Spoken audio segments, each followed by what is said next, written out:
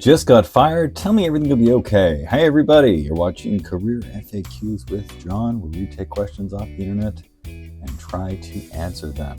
Today's question: I just got fired after 4 months. It's been a rough few months already. A breakup, break-in at my house, and someone stole from my car while I was at work. All this has taken a toll on my mental health, and I've been dealing with serious anxiety. I've had to manage a lot. Appointments, bills, replacing my doors, ongoing discussions, and because of that, I've been on my phone more than the job allowed. That's what ultimately got me let go. Financially, I'll be okay. My rent is covered and unemployment should handle most of my monthly expenses, and even if it doesn't, I'll only be short $1,500 a month, and that is manageable.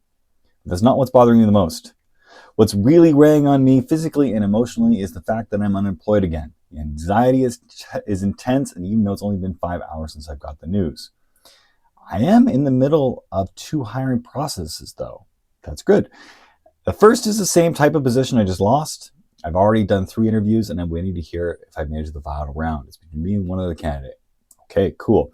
The second just came in this morning. A recruiter called, but the manager's on vacation, so I won't hear for another 2 or 3 weeks. I like the sound of this one. It feels like a good fit. Cool. Right now, everything feels dark. I know it's fresh. My anxiety is high, but I can't help but spiral a little. If you've been through something like this, how do you cope? Well, first of all, congratulations. Being let go is a badge of honor. It will make you a better person in the long run. Honestly, I'm not really sure that someone can be a truly effective leader if they haven't gone through this process.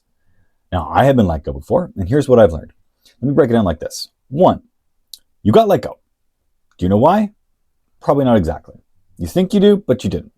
There is a complicated process that goes into making these sorts of decisions, and it usually comes down to that they didn't have an obvious place for you within the company. They couldn't make a connection between your skill sets and your personality and the needs of the business. After 4 months, it turns out you were the wrong hire, not a bad hire. There's a big difference here. That's because management failed to integrate you into the company. It takes effort for managers to do that, and they don't always have it in them. I'm guessing you probably already knew this. You probably already knew that you didn't fit in. It sounds, though, like you were in really good shape. So here's what I want you to do. Write a list of all the things that went wrong at the last job.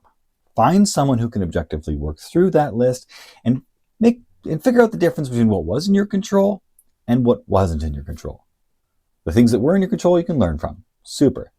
But the other ones, put them aside because you will need them for your next job. What you're going to start doing is building your brand as an employee. What do you stand for? What matters to you in the workplace? What values are you willing to fight for? You're doing this because you want to set yourself up for success in your next role by being the right hire. Remember, you were the wrong hire.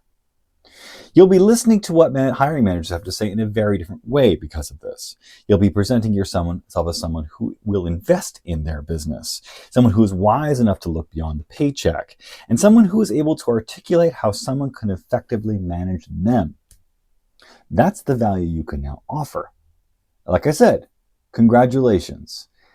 This badge of honor is going to put you way ahead of the competition. Let me know if you need any more help. We'll see you around.